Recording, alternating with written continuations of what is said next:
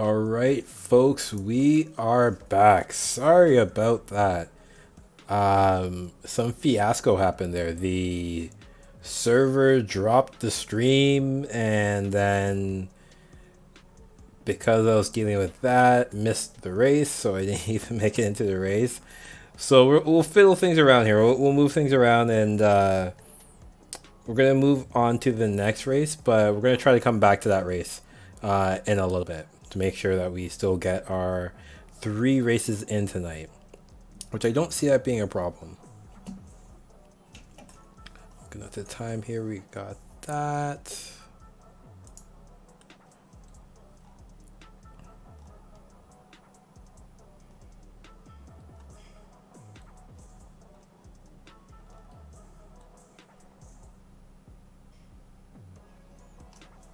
It looks better too? Okay, I don't know. Something was going on there. It dropped it from Facebook, or not Facebook, wow. It dropped it from YouTube only, it seems like. Twitch was still running. But it just said this to YouTube for some reason, so don't know why.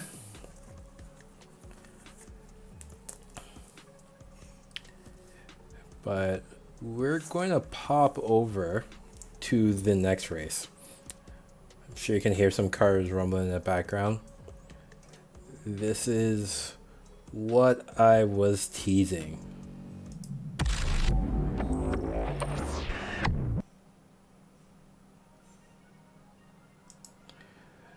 So we got Miatas at Daytona, the legendary road course that hosts the 24 Hours of Daytona. And I'm going to drive a little Miata around it. And the beauty part about this, I have tested it out.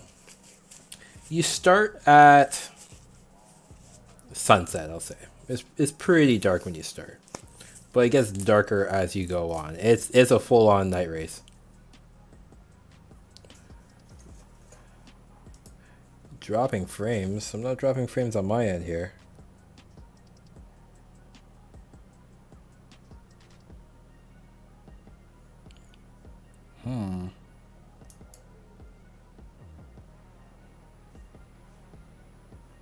Okay.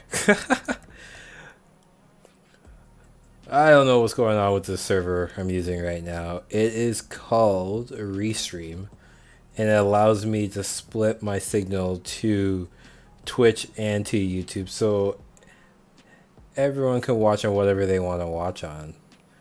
But it seems to be pretty cranky tonight. I don't know what cranky...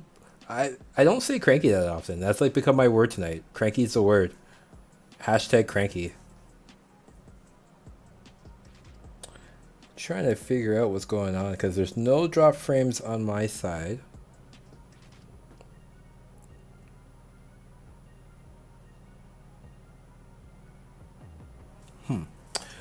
Alright, well, before we head out, let's pick someone to follow and see what they're doing. We have someone that's doing a 209. That's extremely fast.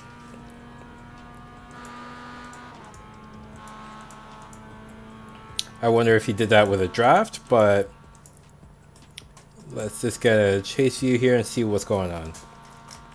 Because I have tested out and I've done, I think, a max of like a 211 with a draft. But that was about it. Oh, he cuts that nicely. So he carries a ton of speed back here.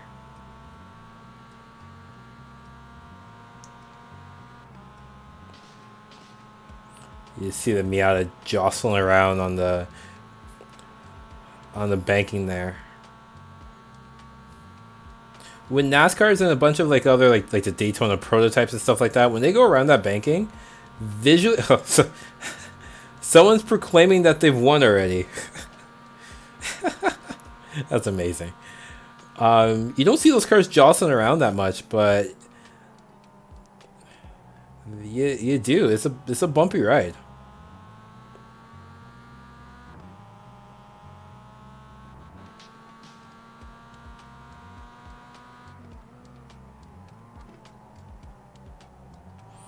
So this is the type of lighting that we started off with, right? So you can still see around. It's pretty dark, but it's not entirely dark.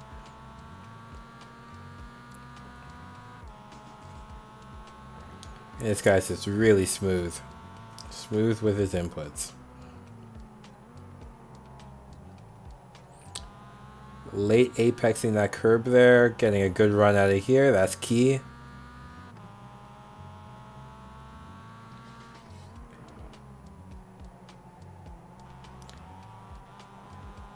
Right out to that curb, interesting. I was told not many people run out to that curb, but it seems to be a thing. I've seen a couple people doing it. See how he does with the bus stop, and then we'll go give it we'll give it a try of our own. As I remember, I think we could set up the car the way we want to for here.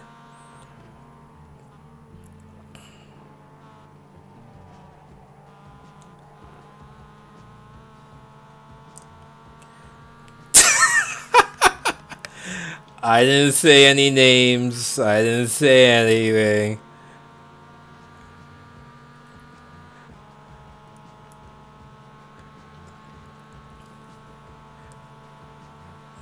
I mean, this is the fastest time in the server, and that is the line he ran, but it's kind of the line I was running, but whatever, it is what it is.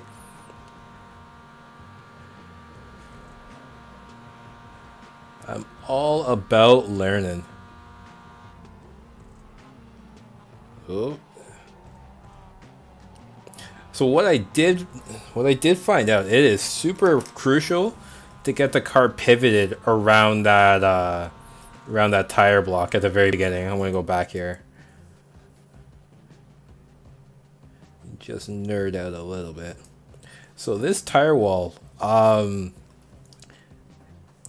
if in real life, I can't remember if they do or not. I know this road course is a older version of it, but like you see how close he is to the left side here. If there was curbing there, you would almost want to be on it, because keeping that nice and tight is a great way to come out of this fast, because you get on the power early and you don't need to necessarily touch that other curbing. You're just going to end up with those two, and you're just on the throttle for that much longer. I was watching guys that were like 2, 3, 4 feet away from it, and by that sharp right-hander there, I was beside him or even past him. So something to focus on. But let's see our setup. Now what I like to do is, the baseline setup is a good setup. It's just slow. It makes the car very understeery. And we could put the advanced setup on it, which is the fastest setup, and I think that's probably what this guy's running, is the advanced setup. The advanced setup is the fastest one. What it does promote, though, is mistakes, because for the first couple laps when the tires are cold, the Miata is a handful. It will like to slide around, and you just gotta be super patient with it. And I'm not known to be a patient driver, so what I like to do is just kind of modify the baseline setup here. So first thing we're going to do is we're going to take a bunch of fuel out of it. So I think we only need about 20 liters to get to the end.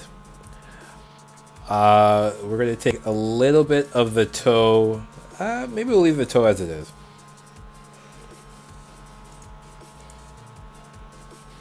You know what? Leave the tow as it is. Again, just for safety's sake. We're going to up the camber in the rear to about 3. And we're going to up the camber in the front to about 3.8. I think 3.8 should work well.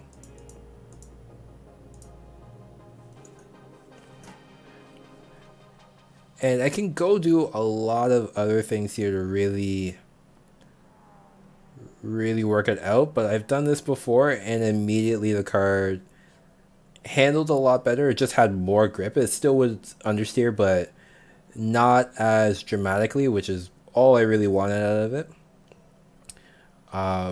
Could play around with the dampers, but didn't really find a need to. So this setup here should work pretty well. You can see here they actually unhooked the rear sway bar on the car. You could do that, or you could put the OEM one back on. For some reason, it works pretty well with this setup without the rear sway bar, but if you want the most speed, you hook it back up and you make this car rotate and dancing real fast. So we'll set this up and let's go do a couple laps. Enough talking, let's race. Give us a few clean laps to get our fuel numbers.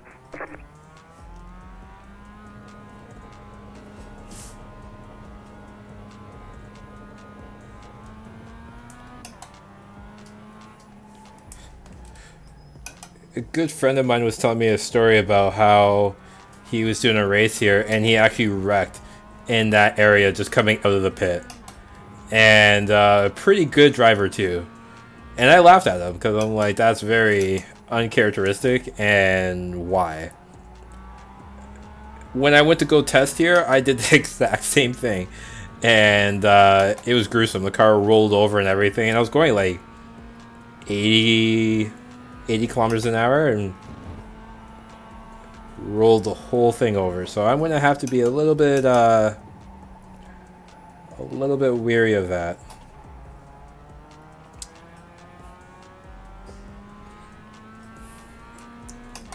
Tires are still cold, but I can tell you even just from the scuba practice we did there, is a lot better. Running a little wide there.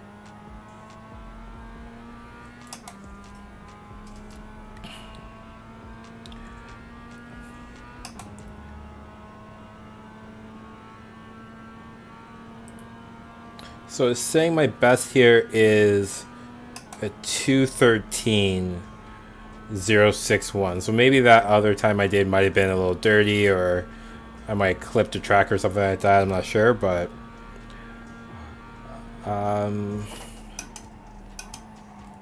ooh, a little too late on the brakes. Losing a ton of time there. Yeah, I'm not too sure what happened there, but for qualifying, I think a 13 of any sort, maybe even like a mid 13, I would be happy with. The good thing about this track being so big, I do get time to let the tires warm up. So we get only 2 qualifying laps, but by then the car is pretty good to go.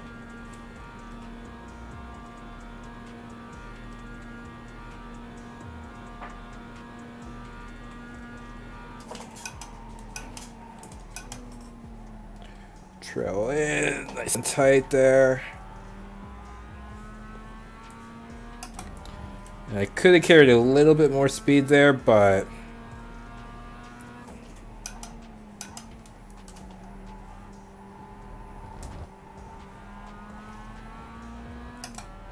nice and smooth on the throttle there.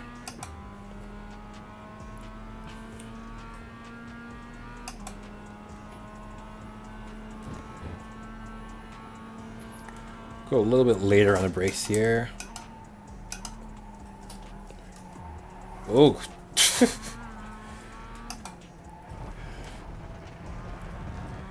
Later on the brakes, but I still got the car really turned in.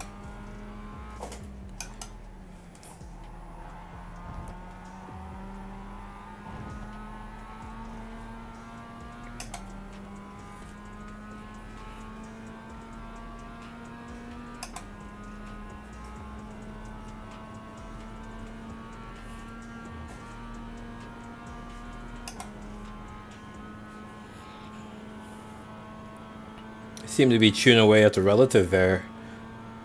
It must have came out quicker than my fastest time.